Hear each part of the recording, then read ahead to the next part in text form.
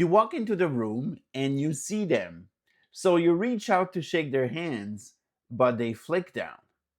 They're already looking at your hand, your arm, your legs, your limb, whatever it is that makes your body look different than what they expected. So before you even get a chance to say hello, you're already wondering if they've judged you. And you start calculating how much ground you will have to make up just to feel equal. It's exhausting. A 25-year-old guy with mild cerebral palsy reached out to me recently to talk about that exact feeling. He told me that as soon as he meets someone and shakes their hand, he can feel their eyes go straight to his legs, and he says it feels like it lessens his values in the interaction. I hear you, and I know that feeling in my bones. I've been through this so often. But I'm 48 now, and I'm getting married in 3 months. I remember being 25 and feeling like every single room was an uphill battle where I had to prove that I was good enough before the conversation even started. Dating with a disability, it's too big of a topic for just one video, so we'll break it in three parts to cover the shift that changed everything for me. Now we're starting with shift one, which is about killing the stress of when and how to reveal your disability. I want to share exactly what I told this guy. And I really want you to sit with this for a second because it matters.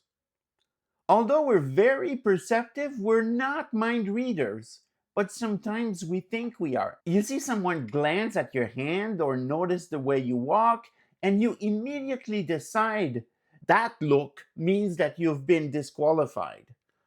In that tiny split second, you've convinced yourself that they've written you off, that your value has dropped, and you're starting the conversations from way behind.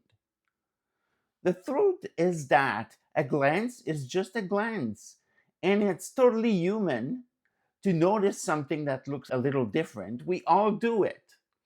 Our brains are actually wired to pick up anything that's unexpected. So their brain is just doing what brains do by noticing you. Someone could easily be thinking, wow, this guy is cute, but I wonder what happened to his arm. Wondering about something that's out of the ordinary doesn't cancel the fact that they liked what they see. People can notice your difference and still find you attractive. And those two thoughts, they live together in our heads all the time. The real struggle is that most of us have been stared at or bullied in the past. So the default setting in our mind is to assume the worst. That negative interpretation feels like it just happened to us automatically.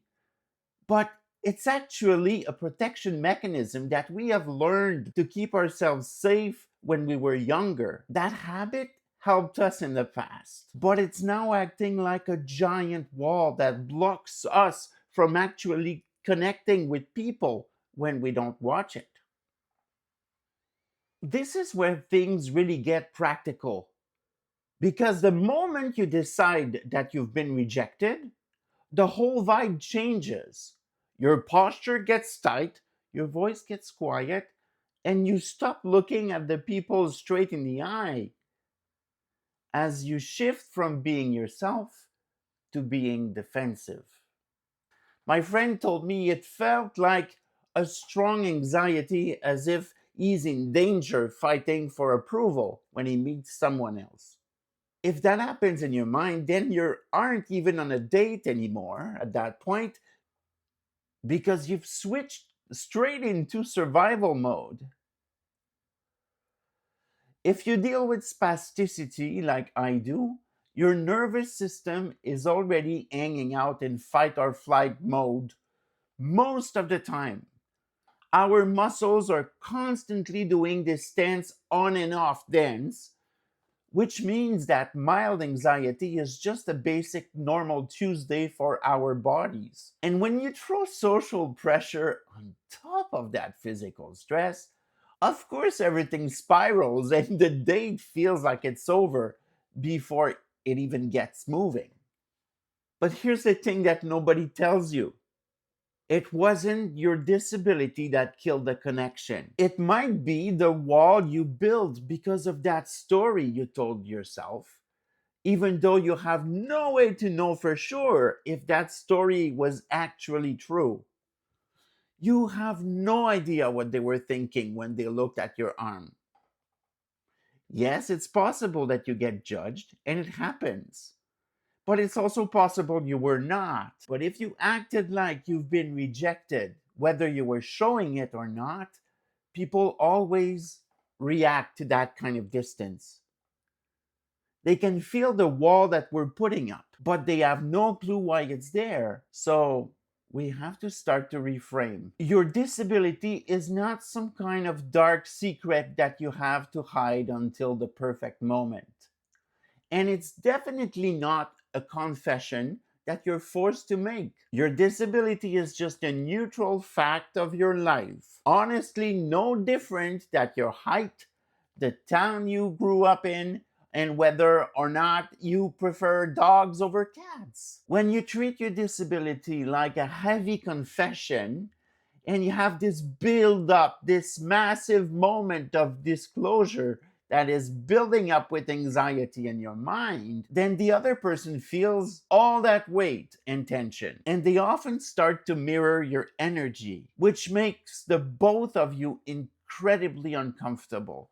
And suddenly things are awkward because of the vibe that you contributed to create rather than anything your body is doing.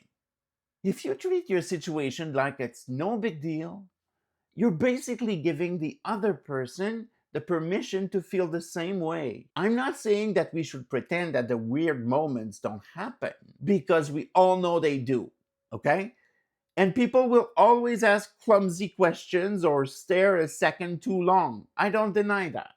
That's just part of the reality we live in, but you don't have to take those moments as proof that you're not enough. You really need to break that cycle of constantly trying to prove your worth, because you're already good enough, exactly the way you are.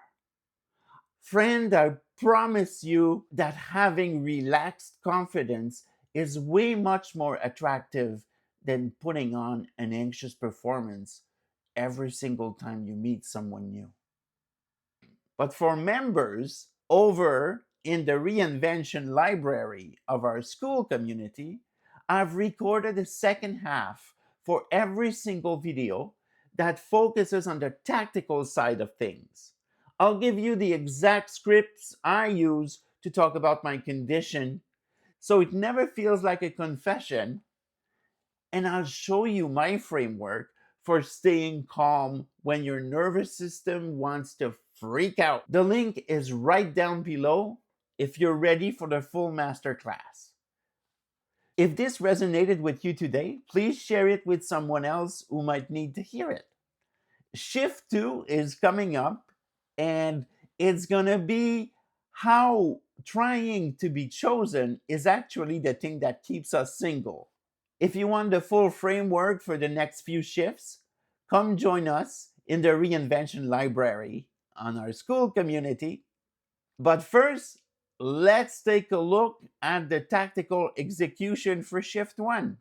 I'll see you over in the Reinvention Lab. Link in the description.